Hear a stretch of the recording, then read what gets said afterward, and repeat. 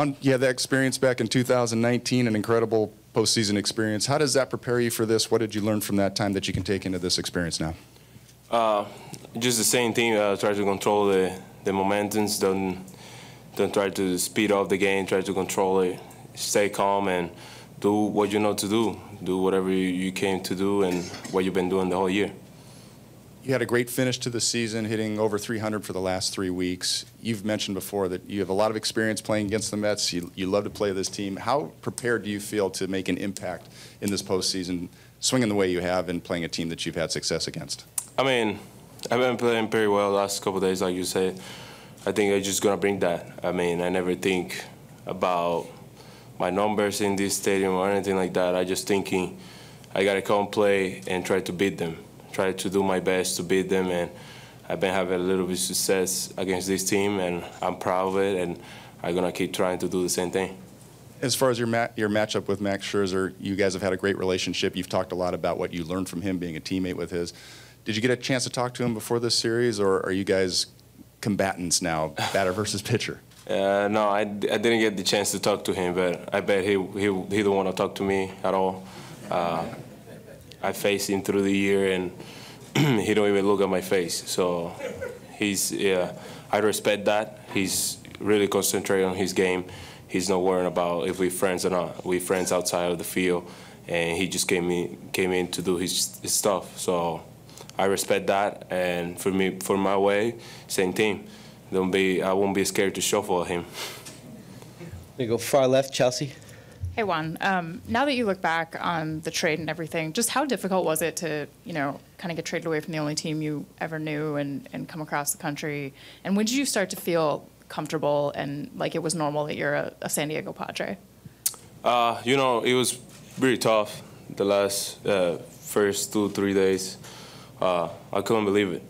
It was really tough. I was a national, and I was thinking I would spend my life there, and but they showed me it is what it is. It's a business. We just got to go through it. I think since the first day I get to San Diego, all my teammates, coaches, and everybody made me feel like home. And around a week, I was already feeling I was there for the whole year. So I feel very comfortable and proud of my teammates and my coaches. All the people are in that clubhouse, they've been great the whole year. So they made me feel at home right away, and that's one of the most important things. Over here on the right, Barry, in the front. Hey, Juan, just piggybacking off of that, how long did it actually take you to get comfortable in the lineup and on the field? Because one of the last times I saw you, you were in Arizona, and you were struggling to get over 200 as a Padre. What was the growth experience like for you, just adapting to a different offense and being in a different situation? I think it is what it is. We humans, we struggle. We have tough times. Whenever I get to this team, it's a way better lineup, and it's a way better different. It's way different way how they pitch you. As I was in the Nationals. They pitched me really different. I was playing another division that I face every year, but I didn't get to face all those guys, so now I get to see them and face them a lot. And it was a little bit tough, but we got to get used to it and keep moving forward, and that's what I did. I forget about my numbers and everything. I just get to grind every day and try to help the team. Either I have to get a runner in or get him over, I will do it anyway. So when you were traded, before you were traded, you turned down a sizable offer from the Nationals. Now, what do you think the market's going to be like for a guy like Judge in the offseason? I don't know about Judge. I worry about my stuff. I'm Juan Soto. I'm here to worry about my stuff, and my stuff is go out there and play baseball. Forget about everything else. Just go out there, play, and try to bring a championship to San Diego. Far left, Jake. Juan, when you first came to San Diego, who were some of the guys on the team that made you feel welcome, made you feel at home? I mean, Manny and Pro and Alfaro, all those guys that were around me, and they were really good, and they were telling me how the things works over here and everything. I mean, Manny is the most important thing because he's kind of like the captain of the team. So if the captain make you feel comfortable, that's a huge thing. And he was just telling me how the things work in there and how we got to be. And I think I was agree with mostly everything that it was going on in there, and I feel good with it. Second row on the left here, Bryce.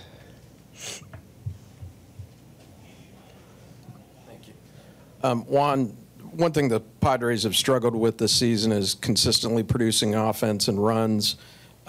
First of all, what gives you confidence that you guys can turn that on when it matters most in the playoffs, especially when you're going to face Scherzer and maybe potentially deGrom, two of the best in the game? I mean, because we have a great lineup. I mean, we have a great lineup. As you see, from the first batter all the way to the ninth hitter, there's some guys that they can do damage, and we're never gonna give up.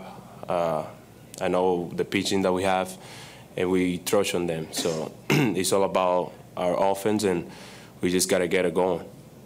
Okay. Kevin, down there on the left in the first row. Juan, what do you like about playing here in New York? I mean, a lot of families over here, so I want to make them proud, and I want to make them to enjoy the game. So I just come in to play for them and try to do my best. That is something that you think about when you come here, that you'll be playing in front of them, and what's cool about that? Yeah, I mean, definitely. Through all my minor league systems and everything, a lot of them, they don't get the chance to see me, and whenever I come here and they get the chance to see me, it's just, I feel proud of myself and just give them joy. And I think for me, the family is everything. The family is first, and whenever I see them, I want to play well for them. First row down in front, AJ. Juan, you said Manny's like the captain. Now that you've played with him for 2 months, what have you learned about him that maybe you didn't know before, and what's kind of surprised you about him? I mean, his leadership, I mean, yeah, I never think he was commanding the team that way and getting the team and getting everybody going. It's impressive what he's doing in there. Things that we can say over here, but he's been doing great. Great leader, and he's put an example. Okay, we're going to take a couple in Spanish now. We're going to go right here to Enrique. Right here in the front, middle. There you go. Juan, tú dices que te tomó un tiempo conocer la división, los matchups, los pitchers. Háblame de si este es el momento en que tú te sientes mejor desde que se hizo el cambio de Washington a San Diego y la enorme expectativas que hay sobre ti y Machado para esta serie. No, yo me he sentido bien, como tú sabes, las últimas 3 semanas he ido progresando, he ido mejorando, gracias a Dios. Claro que sí, en todo lo que va del año, este es uno de los momentos que me he sentido mucho mejor, y más entrando ahora a los playoffs. Un buen momento para empezar y empezar a que todas las cosas pasen en mi camino y con Dios mediante tratar lo mejor de mí, ¿sabes? Hasta ahora nos sentimos bien, la confianza está al máximo, ya veremos qué pasa en el terreno de juego. El foco sobre ti, Machado. Machado y yo, tú sabes, tremendo pelotero, MVP calibre. Yo creo que cuando ya yo empiece a ayudarlo un poquito más, las cosas van a cambiar. Y no solo yo, sino todo el line-up. Yo creo que vamos a ir cogiendo paso tras paso. Okay, down here, Jennifer.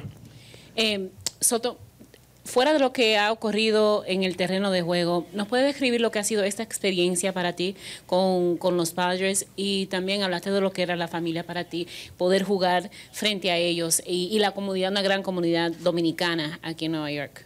No, tú sabes, me siento bien.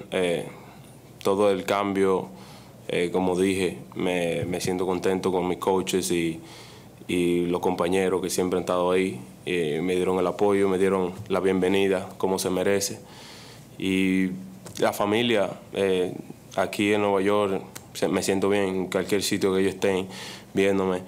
Siempre trato de dar lo mejor de mí para que ellos se sientan orgullosos y poder sacar la bandera en alto. También no solo mi familia, sino toda la República Dominicana que siempre están ahí apoyándome. ¿Cómo te ha ayudado tu familia en el proceso del cambio? Sabes, bastante. Tú sabes, al comienzo fue bien duro, pero ellos siempre estuvieron ahí dándome el apoyo. que pase lo que pase, no solo con el cambio, tú sabes, este año tuve mis altas y bajas y ellos siempre estuvieron ahí en todo momento. So, me siento contento con ellos y orgulloso de tener una familia así. Juan, con la experiencia tuya en postemporada, especialmente como lo demostraste en los Nacionales de Washington, ¿cree que este es el momento para demostrar a la organización de los Padres de San Diego que no se equivocaron con traerte a ti acá para, junto con Machado y el equipo completo, llevarlo posiblemente a una serie mundial? Yo al final del día yo no tengo que demostrar nada de lo que yo he hecho. Ya todo lo que yo he hecho, yo han visto qué clase de pelotero yo soy. Como siempre lo he dicho, peloteros tienen sus altas y bajas, somos seres humanos, cometemos errores. Y yo creo que todo tiene su final. Va a llegar un momento que con Dios mediante ya yo voy a coger el hilo de nuevo y voy a empezar a hacer lo que yo sé hacer. Pero yo voy a tratar de ganar los juegos, tratar de hacer lo mejor que pueda en el terreno de juego, lo daré todo. Pero nadie sabe, somos hijos del destino, nadie sabe cómo las cosas pueden ir.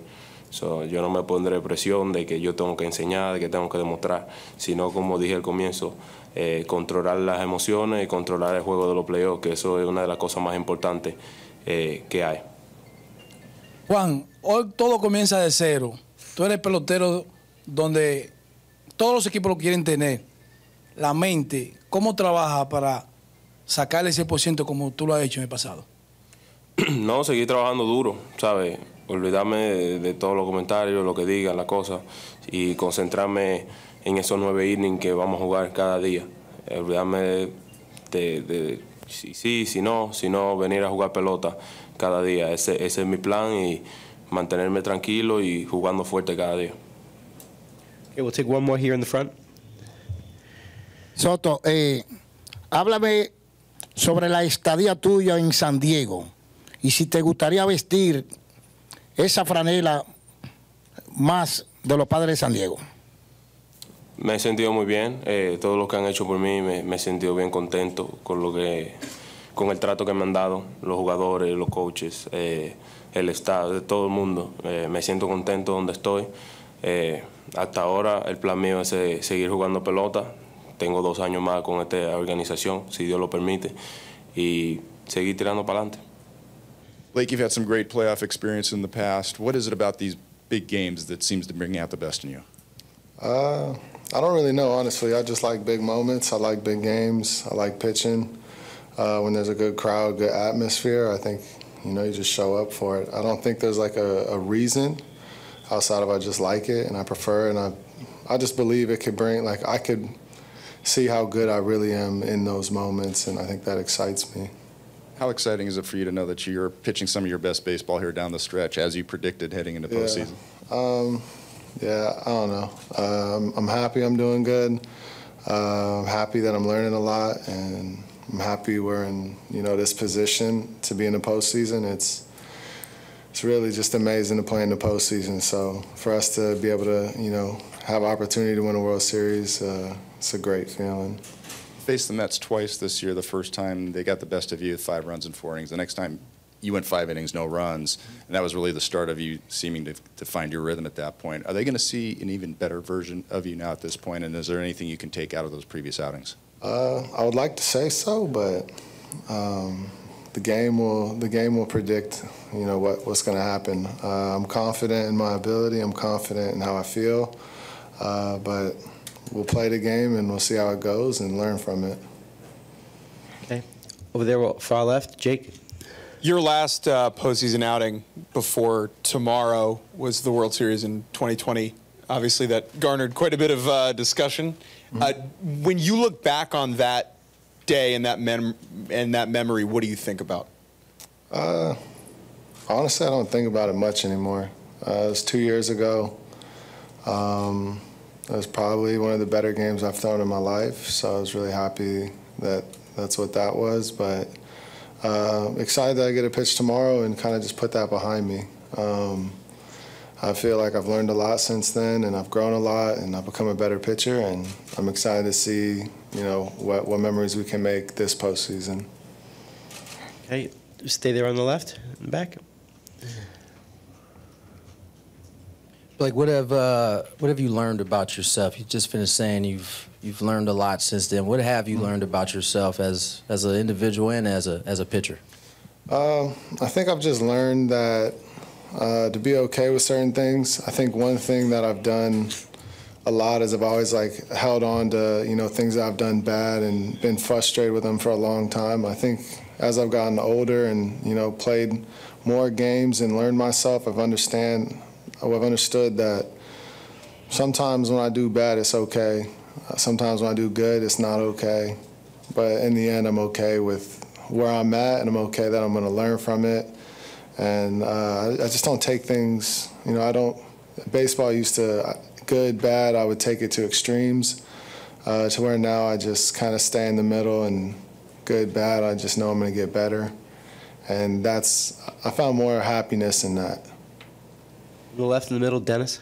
Like the last month or so, when you get into the 6th and 7th, we're still seeing 97s, 98s. How would you say this current version of yourself compares stamina-wise to anything you've ever been?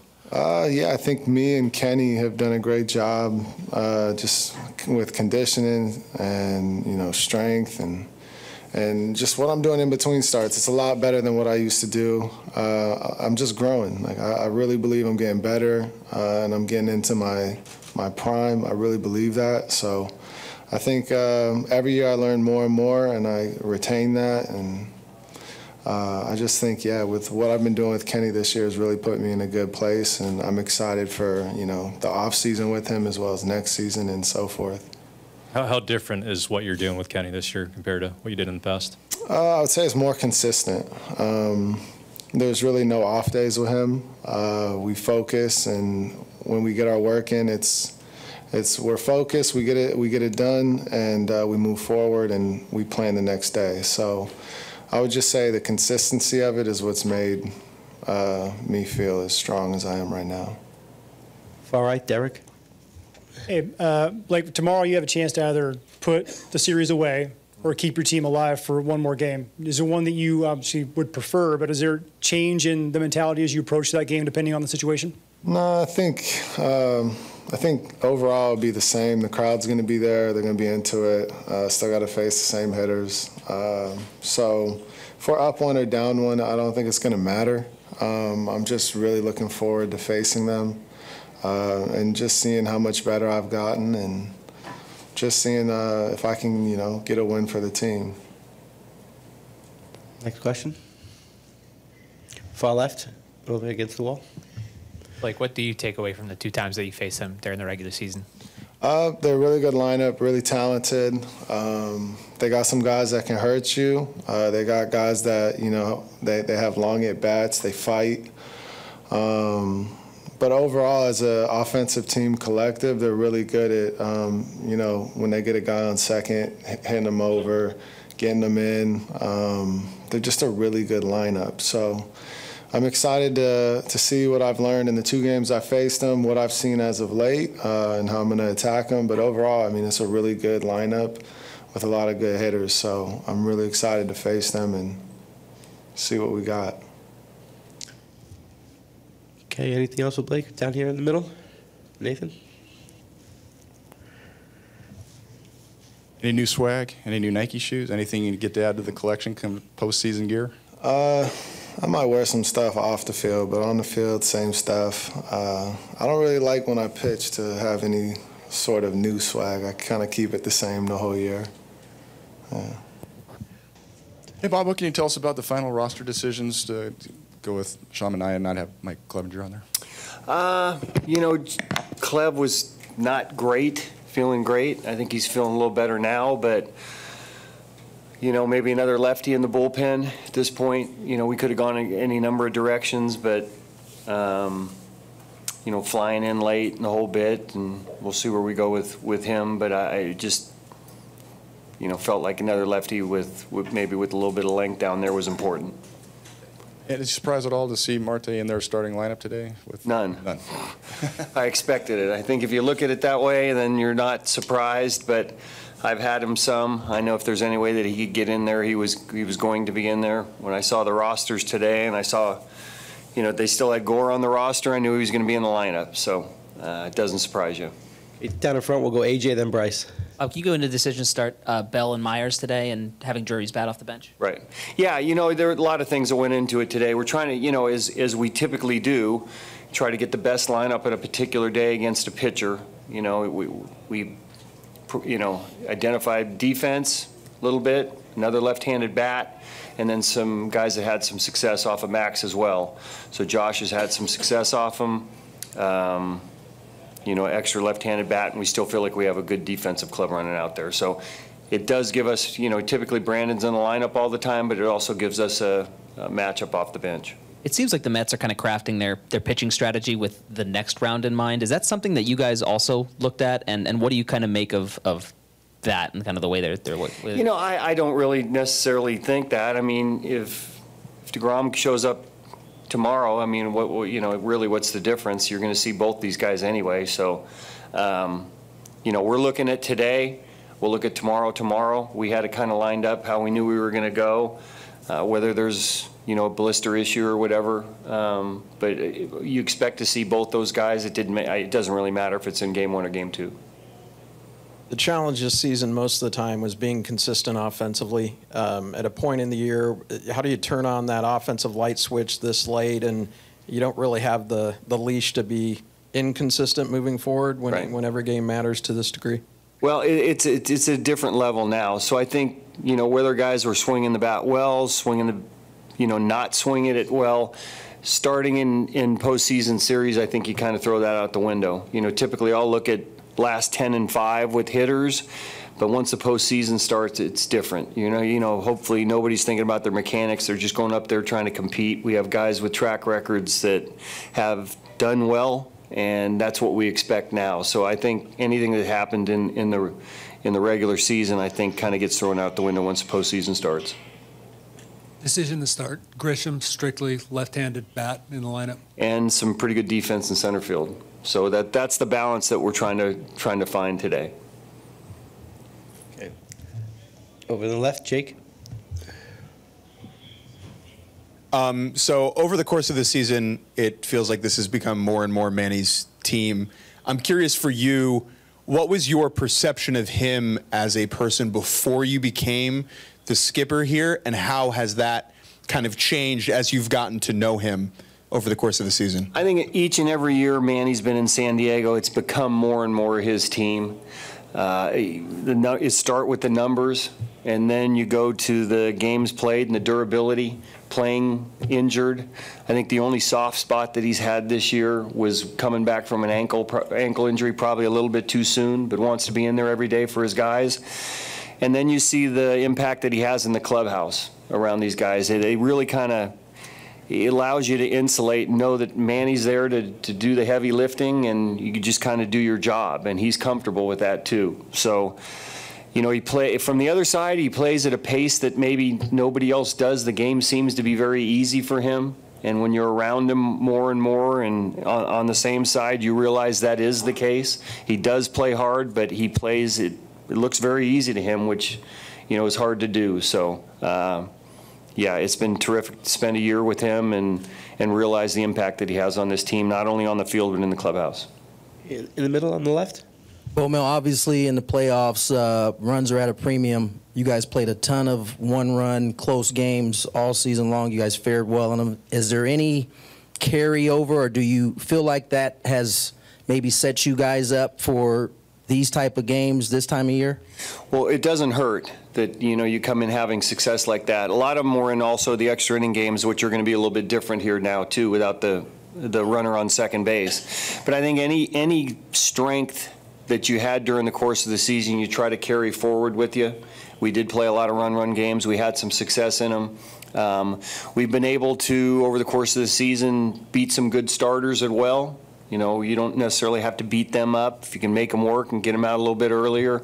We talk about that some against good starting pitching. So, going into a game like this, when you know that there's one of the premier pitchers on the mound, and, in our case, the same, that it looks like it might be a close game, runs at a premium, so therefore we probably added a little defense in there for that. but it can take one swing of the bat. It can take an error late in the game. There are a lot of things that can swing these games, so we have to be cognizant of that. But I do think that based on the success we have, we'll feel good about close games. Okay, over here, far right. Hey, Bob, over here. I walked in late, so I apologize if this was touched on, but I wondered, as someone who's been on the short end of the one-and-done wildcard game, do you feel this is a fair way to determine a playoff series? Yes. Well, look, I mean, baseball is all about the long run, and it's from series to series. So I know that, you know, one game is very entertaining, but I think this is probably the right way to do it, because a 3-game series is basically the way you play it during the course of the season. It gives you a chance to, if you have a bad game, to come back next day. Over on the left. Bob, with the extra inning stuff, did bullpen decisions change at all, maybe as compared to the regular year? Yeah. You know, a lot of times you're targeting strikeout in the 10th, you know, with the runner on second base. So it does a little bit. Yeah, short answer would be yes. Anything else for Bob? Go ahead, Bryce. Just one quick one on pitching. The narrative nationally a little bit is talking about the series. It's Scherzer and deGrom. How do you get past those guys? It's hard to think with the numbers Darvish has put together that he could be under the radar in any way at all. But is he a bit, do you think, in terms of perception? Because he's been fantastic, but he's not the guy being talked about in a lot of places right now. I don't think he minds that, but you look at the numbers and look at his body of work this year. He's pitched probably as consistently as any pitcher in the National League. So we feel good every time he takes the mound. We know that, you know, there's not a ton of pressure to have to score a bunch of runs when he's on the mound. And, you know, he's pitched deep into games too, which, you know, in general, you know, allows your bullpen to, you know, in a 3-game series to maybe not to have to use them as much. Now, you never know how these games are gonna go, but I probably agree with you that this is one of the better pitchers in the National League. We're talking about him a lot in our clubhouse, maybe not as a whole, but, you know, I think the 3 starters, you know, at least two stack up pretty well, as you know, especially the way Blake's pitched second half of the season. So we like our starting pitching. Got one last one here, Barry. Hey, Bob. Considering Padre history and everything you guys have gone through this season, is it a feeling of relief or a feeling of elation that you got here? Well, I think, you know, we went through a tough year. I think our expectation was always to be here. So in that case, I don't think it's a surprise to us. But, you know, it's 0-0 now. We didn't win the division. You know, we have to play a series on the road. But I think everybody's just excited about getting here and being 0-0. And I think we have a good roster to stack up against anybody. So I know they're excited. Regresamos en breve, no te muevas.